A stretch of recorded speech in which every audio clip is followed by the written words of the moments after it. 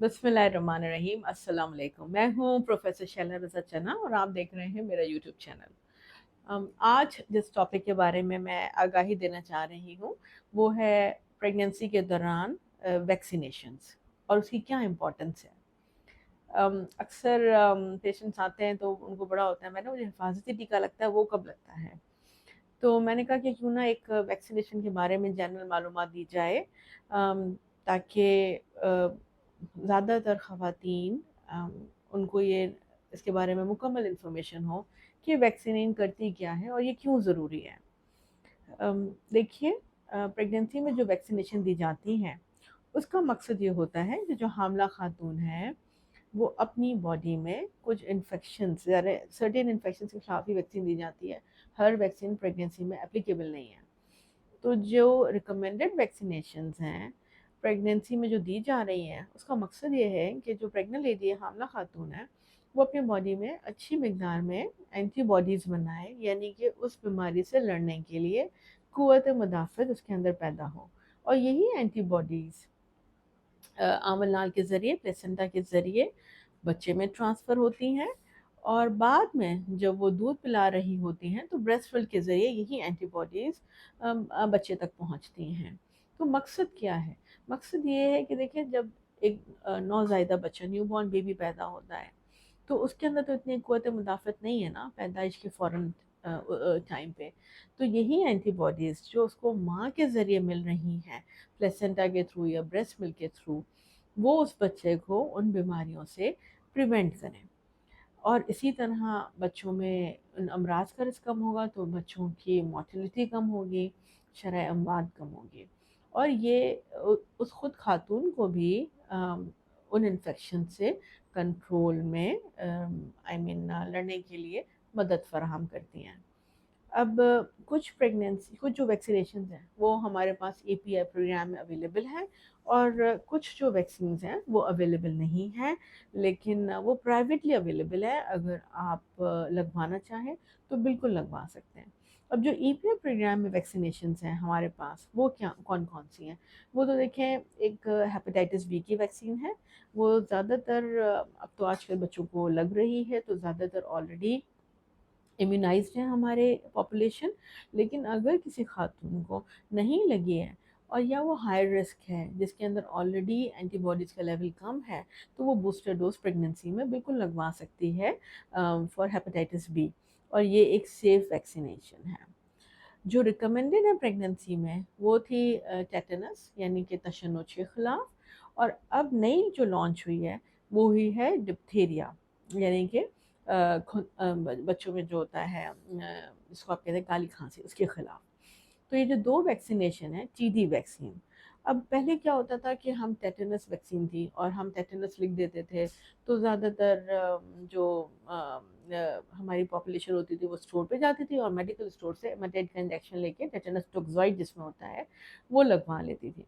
अब मैं उनको यही मशवरा देती हूँ कि देखें, जब गवर्नमेंट ने लॉन्च की है टीडी की वैक्सीन तो आप वही लगवाइए, क्योंकि वो आपको सिर्फ तशन्नुज के ख़िलाफ़ नहीं दे रही, वो आपको डिप्थीरिया के ख़िलाफ़ भी प्रोटेक्शन प्रोवाइड कर रही है।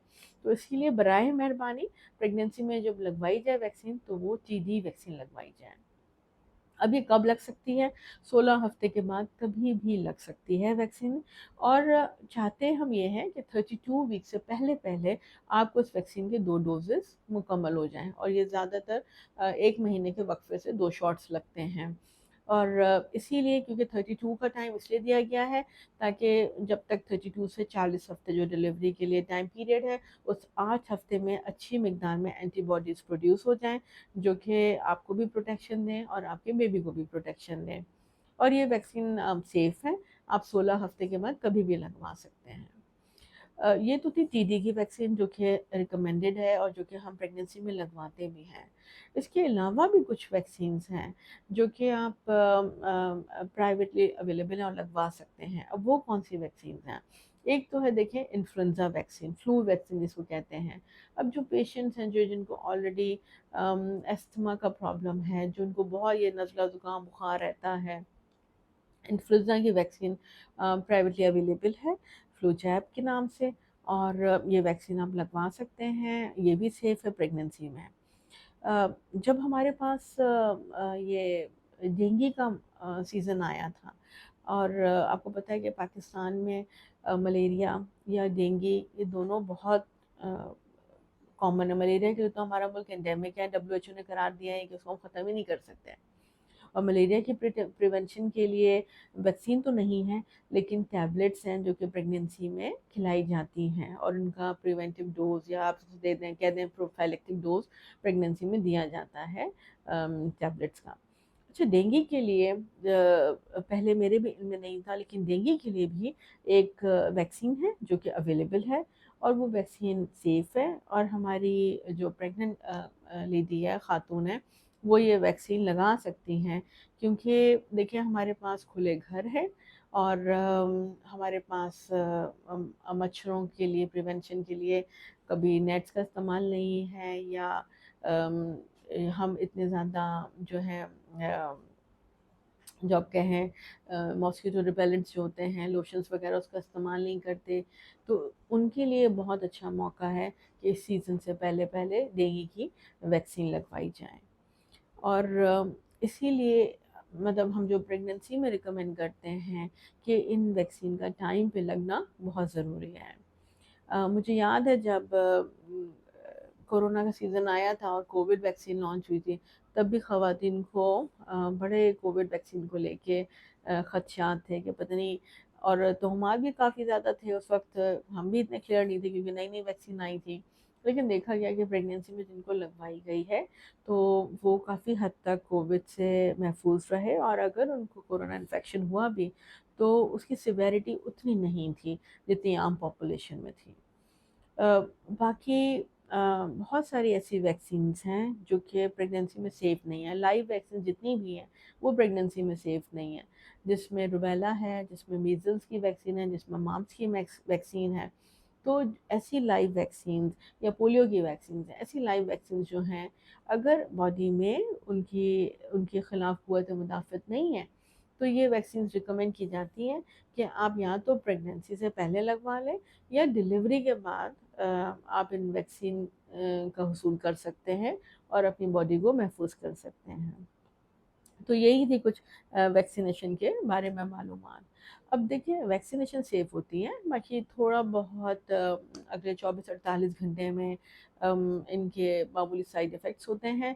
जैसे जहाँ पे वैक्सीन लगी हो वहाँ पे मामूली दुखन का होना, जिसमें हल्का दर्द रहना या हरारत का महसूस होना, तो ये मैनेजेबल है। आप इसके लिए आराम से पैरासिटामोल की टैबलेट्स ले सकते हैं। आप इसके लिए आइसिंग बर्फ़ की सिकाई कर सकते हैं। ये साइड इफ़ेक्ट्स जो हैं, ये अगर हम वज़न देखा जाए तो ये साइड इफ़ेक्ट्स बहुत मामूली हैं, लेकिन जो ये वैक्सीन प्रोटेक्शन प्रोवाइड कर रही हैं उनका पलड़ा भारी है। तो इसलिए बराए मेहरबानी आप ज़रूर ये वैक्सीन जो हैं प्रेगनेंसी में अवेल करें।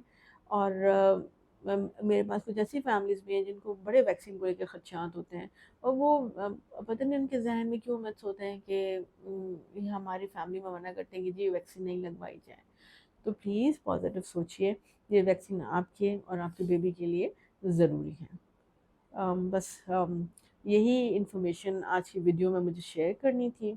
अगर आपको भी वैक्सीन से रिलेटेड कोई इन्फॉर्मेशन चाहिए, कोई सवालात हों, तो आप ये जो नीचे दिए गए नंबर्स हैं इस पे आप कांटेक्ट भी कर सकते हैं, और कमेंट में भी पोस्ट कर सकते हैं। शुक्रिया।